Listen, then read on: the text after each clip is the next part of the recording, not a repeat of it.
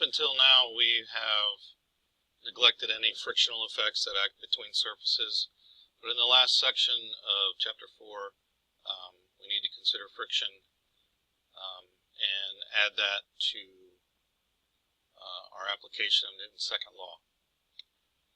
First and foremost, friction is another type of force, and it's a force that acts between any two surfaces that are touching one another. Another fact about friction is that it always opposes the motion between two objects.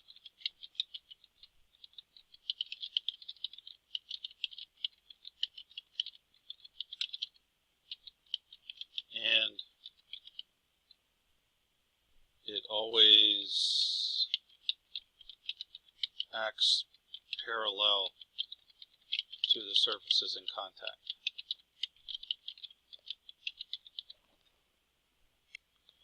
Now, friction relies basically on two things.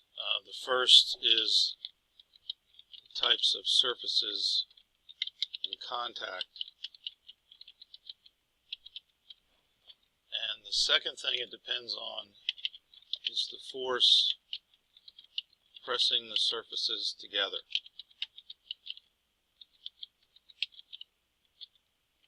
And this force is the normal force.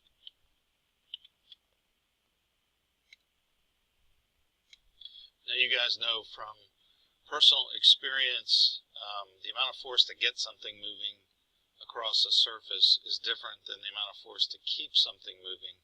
And for this reason, we say that there are two types of friction. And one is called static friction, and that is the force of friction that prevents things from moving. And the other type of friction is called kinetic friction. And this is the friction that acts when one object is actually sliding over another object. Now, there is an equation for friction, and we use a lowercase f for force of friction, and it's equal to this little letter. It's a Greek letter called mu times the normal force. Now, this little letter is called the coefficient of friction.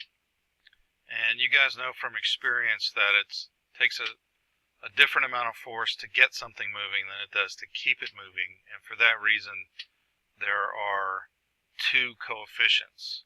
And the little subscript f stands for static, and the little subscript k stands for kinetic. And these values are constants depending on the two surfaces in contact. And there's a table in your book on page 293, or page 93, that gives the values of coefficients of friction for a variety of surfaces. So if you come across a problem where they tell you that wood is sliding on wood, you need to know to come to this table to find the coefficients of friction. And if you don't see any of these substances in the problem, chances are you're going to have to actually find the coefficient using a different method. Now, if you look at these values for static friction, for each one, for example, wood on wood is 0.4 for static, 0.2 for kinetic, ice on ice, 0.1 versus 0.03. And if you go down the list and you look at all these values, except to where when you get down to these other surfaces, the coefficient of static friction is always greater than the coefficient of kinetic friction. And that's something worth writing down and remembering. And if you think about why that is, I think there might be a diagram up here. There is. When two objects are at rest on top of one another, at the microscopic level, they actually embed within each other, and that makes it harder to get moving. As opposed to when the objects are actually in motion, they kind of bump along the surfaces instead of getting embedded within each other. So that's why the coefficient of static friction will almost always be greater than the coefficient of kinetic friction. So let's look at a simple example. So we have a 3 kilogram mass, and there's an applied force of 20 newtons horizontal. And one of the questions you're often asked is, if the box moves at a constant velocity, what is the coefficient of kinetic friction? So the first thing we need to do, as always, is to draw a free body diagram. So this time I'm actually going to draw the forces acting on the box with the body still in the diagram, but you'll get the general idea. So we have a couple of different forces. We have the force of gravity acting down. We have the normal force acting up. And since the box is moving to the right, we also know that the force of friction is moving to the left. So I've labeled the forces, the normal force, the force of gravity, and the force of friction. And I've also written the words down constant speed because that's important. So if we want to find the coefficient of friction, if we look at this equation up here, we need to know the force of friction and we need to know the normal force. And this is a pretty easy example because the forces don't have any components, but we'll start off easy. And because the normal force and the force of gravity act in opposite directions and they are the only two forces acting, I can say that the normal force is equal to the weight, which is mg. So that will allow me to find the normal force to be used in this equation. So again, we're looking for the coefficient of friction. And also because we are at constant speed, we can also say the net force in the x direction is 0, and that means that the applied force is also equal to the force of friction. So in the x direction, we can say that 20 newtons equals the force of friction. And I'm typing these out, and you should be writing out Newton's second law. I'm getting lazy, so I'm not typing out all of these equations, the prior equations. So because I know the normal force is the weight, the mass is 3 kilograms, so the normal force is going to be 30 newtons. Now I can solve for the coefficient of friction. So when I substitute 20 newtons for the force of friction, 30 newtons for the normal force, I get 0.67. So another typical kind of problem that you get asked is you're given a mass on a surface and the forces acting are the same, at least their directions. And then you'll be asked how much force is required to get the box moving, and then how much force is required to keep the box moving at a constant speed.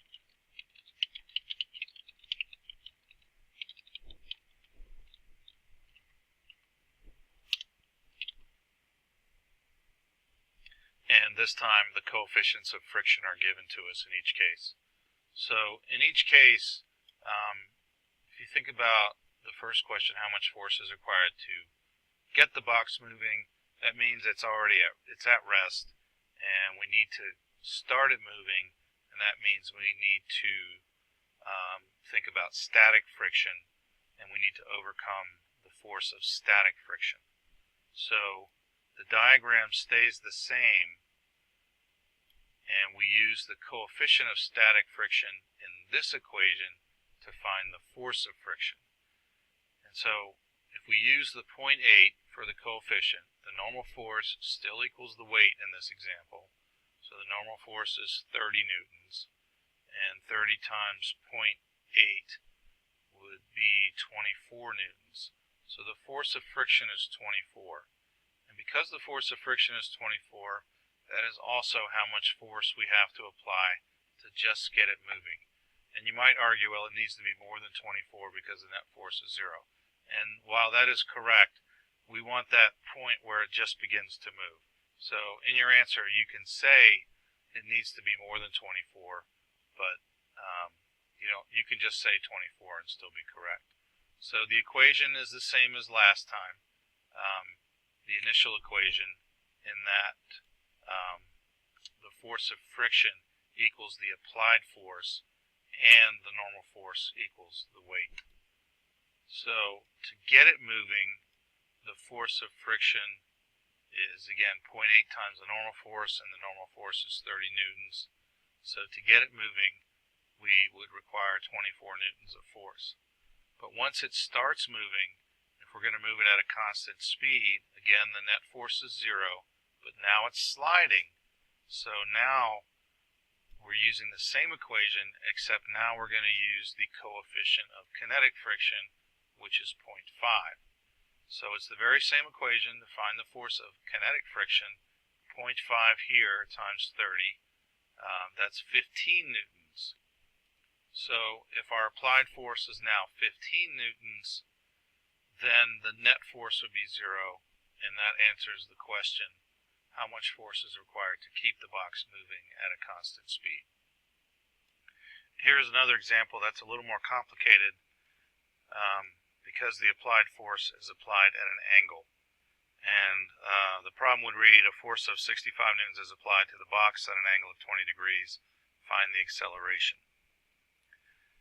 Now, the method here is exactly the same as what we've been using. We have a force diagram, and we're going to apply Newton's second law.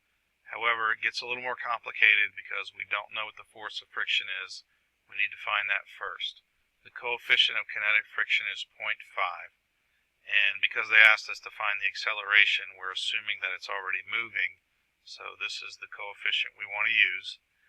And so we need to go find the force of friction and then apply Newton's second law.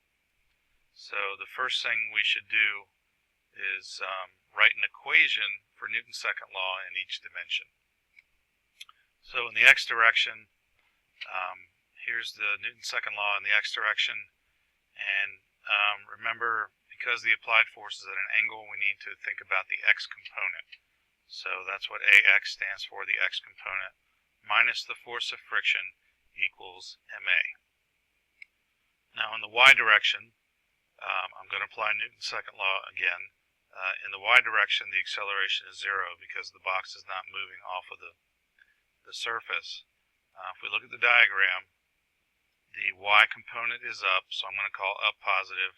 The normal force is up, and the force of gravity is down. So that's why it's Fay plus the normal force minus the weight, and that equals 0. Now, let's not forget what we're looking for here. We are looking for the acceleration. And to find the acceleration, we need to know these two forces. It's easy enough to find the x component of the applied force using some trig, but the tricky part is finding the force of friction. To find the force of friction, we need the coefficient, which we have, but we also need the normal force, because the force of friction is equal to the coefficient times the normal force, as we see up here. So we need to go to the y direction to figure out what the normal force is.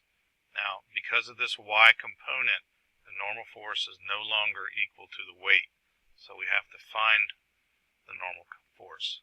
And if we solve this little equation for the normal force, we will get this equation, which is the weight minus the y component of the applied force.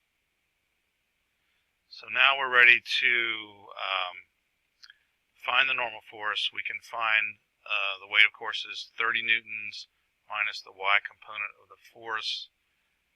And once we find the normal force, then we can go back up here, find the force of friction, and then take that force of friction and substitute it here to finally find the acceleration.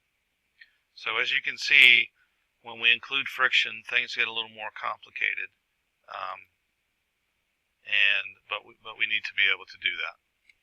So we see here the normal force is 7.8 newtons, which now allows us to find the force of friction, which is the coefficient, which was 0.5 times the normal force, which is 3.9 newtons. And that's the force we're going to use here to find the acceleration. So we're going to use the 3.9 newtons here for the force of friction. The x component of the applied force, 65 newtons times the cosine of 20, gives us 61 newtons. So 61 minus 3.9, and then we divided both sides by the mass to give an acceleration of 19 meters per second squared.